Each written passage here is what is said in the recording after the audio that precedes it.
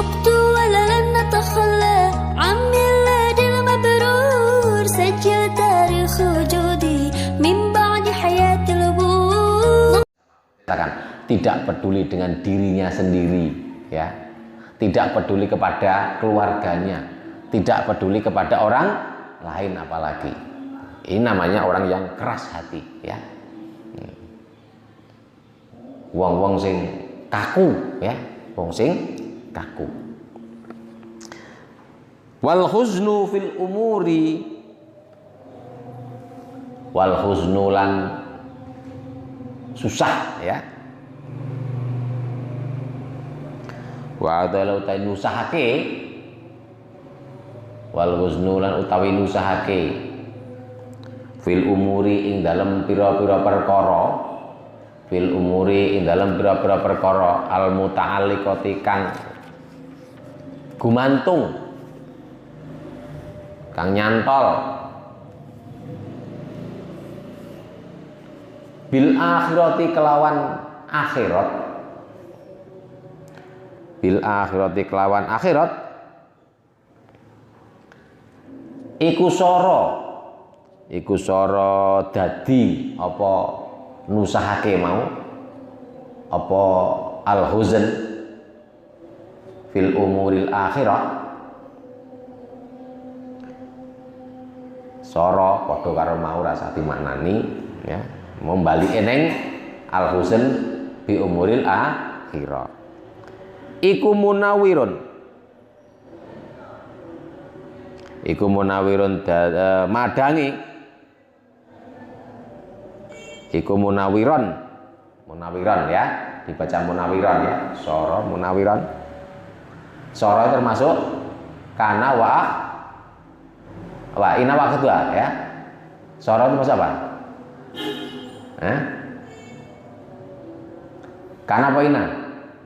Kana, ya. Soro itu bagian dari kana wa akhwa tuha. Apa amalnya?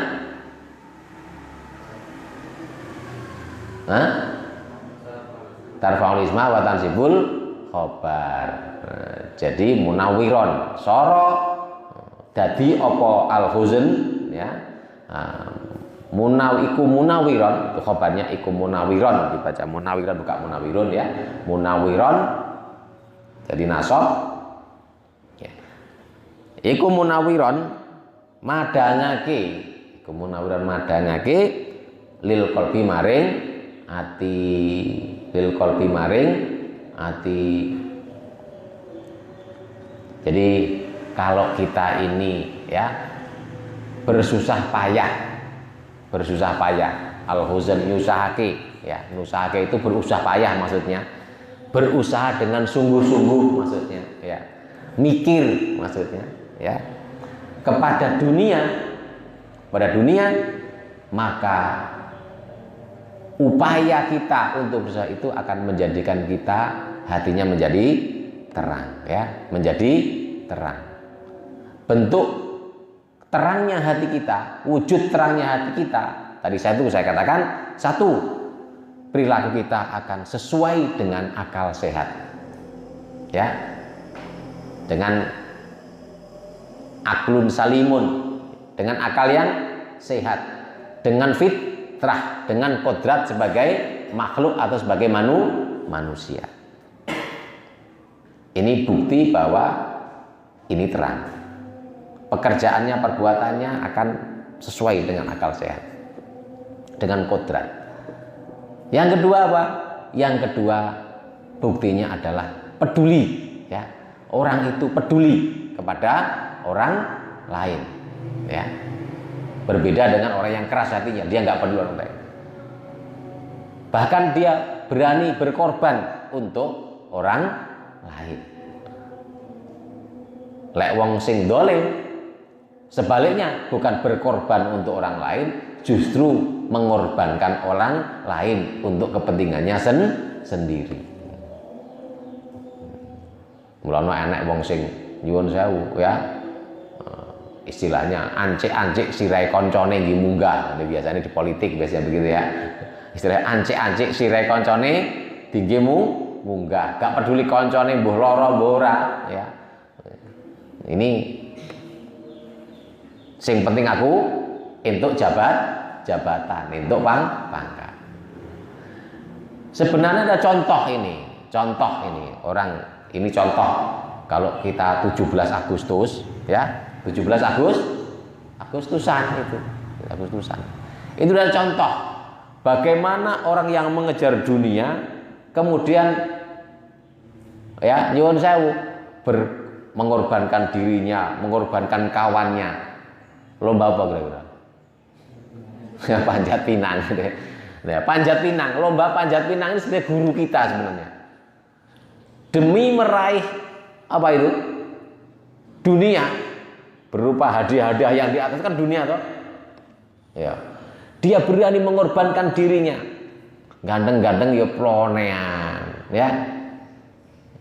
Resik-resik ya dikotori awake. Jangan dipikir ya. Wong ki lek akal sehat seneng utawa apik resik apa apik elek, apa seneng elek? Kotor maksud saya. Ya? Orang yang normal, orang yang sehat, kuwi seneng resik, awake resik apa awake ruwet? Ya. Sing apik diresiki badan kita apa dikotori badan kita? Nah, tapi rela berkotor-kotor ya, demi meraih apa? Hadiah dunia yang di atas itu.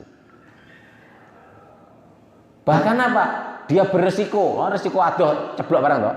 Resiko jatuh dari atas. Dia mau mengambil resiko itu. Ya. Untuk dunia. Mau berkorban untuk dirinya sendiri, enggak peduli pada dirinya sendiri, apalagi orang lain. Apa yang kedua? Ancani diitek-itek. Karena sing diitek-iteki ya nyuwun sewu, sing diitek-iteki pikiran ya donya, ben entuk ya rela diitek-iteki ya rela. Lho, wong kok rela diitek-iteki lho. Ya. Hanya untuk dunia. Jadi ini naudzubillah min dzalik. Ini pelajaran sebenarnya. Jadi kelingan panjat pinang, kelingan nasoehul ibad. Walah, wong kok kedunyan ya. Ya, kedunyan sampai enggak gelem istirahat, ya gak turu ya. Ini kalau santri sing kedunyan itu tidak hanya harta dunia loh ya. Kesenangan dunia, kesenangan. Dunia itu macam-macam, tidak hanya uang. Ya, tidak hanya pangkat jabatan, kedudukan, tapi juga kesenangan hanya dunia, hura-hura foya-foya, gitu ya. Kayak wong sing begadang bengi, ya, begadang malam, ya. Dia sampai mengorbankan kesehatannya, wis diomong itu. Orang itu paling bagus tidur jangan lewat jam 10, maksimal jam 11. Karena udara malam itu udara yang tidak bagus. Kalau siang hari tumbuh-tumbuhan itu mengeluarkan oksigen atau zat asam, zat asam, oksigen yang dibutuhkan oleh kita untuk dihirup, untuk bernafas, untuk oksidasi, ya. Kalau malam hari tumbuh-tumbuhan itu mengeluarkan CO2 atau zat asam arang, karbon dioksida, itu racun, ya. Itu alam sudah diatur oleh Allah seperti itu. Sehingga udara malam itu menjadi tidak bagus, menjadi tidak baik, di luaran tidak baik. Ya. Kamu kalau ingin nyoba, kamu bisa tidur malam hari di bawah pohon yang sangat besar begitu, ya, sangat besar, itu bisa mati ke orang itu, ya, karena menghirup racun. Minimal apa? Halusinasi, ya, semaput atau pingsan bisa, ya. Karena apa? Menghirup karbon dioksida dari tumbuh-tumbuhan. Artinya sekali lagi, alam sudah berbicara begitu, ilmu sudah berbicara begitu, menunjukkan begitu. Tapi karena orang itu pengen, main gaple, pengen nonton, ya, atau ingin jagongan bengi atau ingin bermain-main berbulan untuk kesenangan dunia, dia mau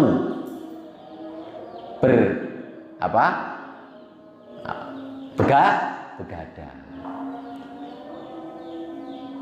Ini manusia. Padahal sekali lagi orang begadang itu sebenarnya merusak dirinya. Tega, kalau awake dhewe tega, ya. Tega. Ini kamu yang santri, ya, coba diikuti, ya. Metabolisme tubuh disesuaikan dengan metabolisme alam, ya. Metabolisme tubuh kita, irama tubuh kita ini, karena kita tuh punya irama tubuh. Kalau malam hari itu waktunya untuk istirahat. Neng jobo di luar itu bahaya, kamu seharusnya di dalam. Untuk apa? Untuk istirahat. Karena di dalam juga sedang membutuhkan istirahat. Ya. Hati kita, liver kita itu butuh istirahat. Butuh istirahat. Karena waktu detoksifikasi yang paling bagus yaitu antara jam 10, ya, mulai dari jam 12 sampai jam 3. Itu penelitian menunjukkan demikian. Detoksifikasi artinya hati kita, liver kita itu bisa maksimal bekerja untuk membersihkan racun-racun dalam darah itu di antara jam itu. Maka dianjurkan untuk kita kalau makan, ya, jangan lewat jam 10 atau jangan lewat jam 8, jam 7, sehingga ada waktu 2 jam paling tidak, ya, 2 jam sampai 3 jam. Kalau terakhir makan jam 7, kemudian apa, proses di dalam pencernaan usus 3 jam sampai kepada nanti sudah masuk ke dalam darah itu sekitar jam 12. Nah, jadi lambung kita, usus kita sudah mulai tidak bekerja. Sudah habis yang diurai, yang dicerna sudah habis, sudah masuk ke dalam darah. Nah, ini bagiannya hati, ya, bagiannya liver untuk membersihkan. Nah, ketika jam 12 itu hati kita sudah bertugas untuk membersihkan tanpa dimasuki racun baru yang berasal dari makanan yang baru. Ini sebenarnya metabolisme tubuh kita itu seperti itu. Metabolisme alam juga begitu. Tadi saya katakan bahaya kalau kamu di luar, jangan keluar. Alam sudah mengatur, nggak kena dirubah itu. Mbok gawe piye, tetap akan seperti Allah, sunatullah, qudratullah sudah begitu. Bahwa tumbuh-tumbuhan itu kalau siang hari mengeluarkan oksigen, kalau malam hari mengeluarkan karbon dioksida. Siang hari mengeluarkan O2, kalau malam hari mengeluarkan CO2. Untung bukan CO, ya. Allah masih sayang sama kita. Malam hari nggak mengeluarkan karbon monoksida. Karbon monoksida metu langsung mati, ya. Ya. Racunnya tingkat tinggi lebih daripada mau untung CO2 gitu Allah. Ini sekali lagi metabolisme tubuh kita ini hendaknya disesuaikan dengan metabolisme alam, ya, alam. Termasuk ini yang makan, kemudian tidur juga begitu, ya. Jangan tidur setelah subuh atau setelah jam 3 itu lah iso aja turun neh, ya. Lah tangi jam 3 aja turun neh sebelum jam 10 pagi atau jam 10 siang. Kalau kita jujur rasakno jajal lek kowe turu isuk rasane piye. Makanya saya nasihatkan, kamu kalau habis sahur sebaiknya tidak tidur. Seyogyanya tidak tidur. Kamu rasakan, kalau kamu nggak tidur, itu paginya menjadi sehat, nggak pakai lemes, nggak rasa-rasen, nggak malas. Tapi kalau kamu tidur, ngalamat, rasa-rasen, kemudian lemes. Kenapa? Karena apa? Metabolisme tubuh kita ini bertentangan dengan metabolisme alam. Jadi kemarin saya katakan jam 12 sampai jam apa? Jam 3 itu kan darah kita dibersihkan oleh liver, ya, bersihkan sebersih-bersihnya, ya. Makanya kalau istirahat dia bekerja dengan tenang tanpa diganggu yang lain, maksimal bekerja sehingga pada jam 3 darah kita udah bersih, ya, darah kita udah bersih, racunnya relatif lebih bersih, maka warnanya pun merah muda, ya, merah terang, merah cerah pagi hari itu. Nah, ketika darah sedang merah cerah itu, sedang sehat itu tidak layak kalau dipakai untuk tidur, ya, untuk tidur. Dia butuh imbangan dengan gerakan, dengan kegiatan, mikir, baca Quran, ya, yang ringan-ringan, ya. Apalagi kalau bicara dengan ilmu psikologi nanti, luar biasa itu, ya. Dengan gelombang-gelombang alfa, beta, gamma itu luar biasa itu nanti. Silakan nanti bekerja, disesuaikan dengan itu, ya. Ini orang yang apa namanya? Kembali kalau urusannya orang yang mikir akhirat itu. Apa mikir akhirat? Hatinya terang. Dia kemudian pakai malamnya untuk tidur. Kemudian paginya jam 3 bangun, dia untuk tahajud, ya. Untuk zikir. Orang yang mikir. Tapi kalau orang yang dolim, orang yang madlum, ya, zulman, orang yang peteng hati nih, keras hatinya, dia balik. Ya, begadang sampai jam 3, jam 4, mari ngono turu. Gak kelingan karo ibadah. Kok sholat tahajud subuhnya lewat gitu, ya. Ini zulman, bertentangan dengan kodrat, bertentangan dengan alam. Termasuk tidur, ya. Saya sering mengingatkan tidur, ya. Jangan tidur setelah asar. Diingatkan di Al-Qur'an itu, ya. Di Al-Falaq itu, ya. Min syarril apa? Qul a'udzu birabbil min syarri ma khalaq wa min syarri ghasiqin idza waqab. Wa min syarri ghasiqin idza waqab.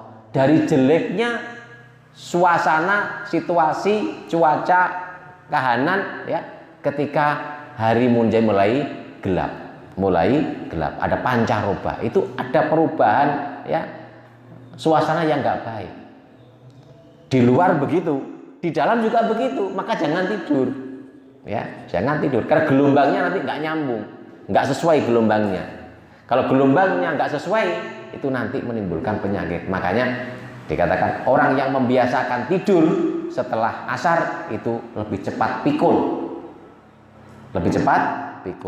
Paling tidak akibatnya orang kalau tidur habis ngasar itu bangunnya mesti bingung, minimal bingung, jam piro, bingung dia, ya.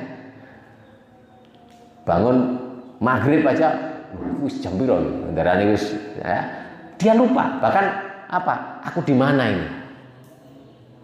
Ya, pernah nggak kamu tidur siang, tidur habis asar, kemudian kamu tangi terus bingung, aku neng ndi? Tengok. Beda dengan tidur malam. Begitu bangun langsung, wah aku neng kamar, langsung nyantol, langsung, aku neng kamar ini. Tapi orang yang tidur pada sore hari ini apa? Biasanya bingung dia lupa, aku neng bingung, ya, dan sebagainya. Nah, kenapa? Karena ini zulman, ya,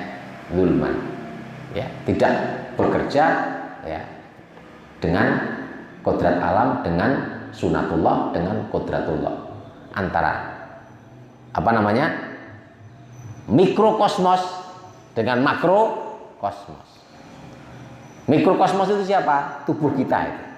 Tubuh kita ini ada alam kecil, ya, alam kecil kita. Itu harus dengan makrokosmos. Dengan apa? Dengan alam semesta. Disesuaikan dengan alam semesta. Kalau orang mau berpikir akhirat, ya, insya Allah akan berpikir seperti ini. Kemudian mau puasa, ya, mau sholat. Sholat itu kan menyesuaikan dengan hukum alam, ya, ajaran yang sesuai dengan metabolisme makrokosmos, metabolisme alam, hukum alam. Ketika siang hari, ya, ketika siang hari itu panas, menyengat, sinar matahari banyak yang meluncurkan atau menghasilkan sinar-sinar yang membahayakan tubuh. Maka kamu harusnya istirahat, ya, sholat duhur, kemudian makan siang. Ini sesuai.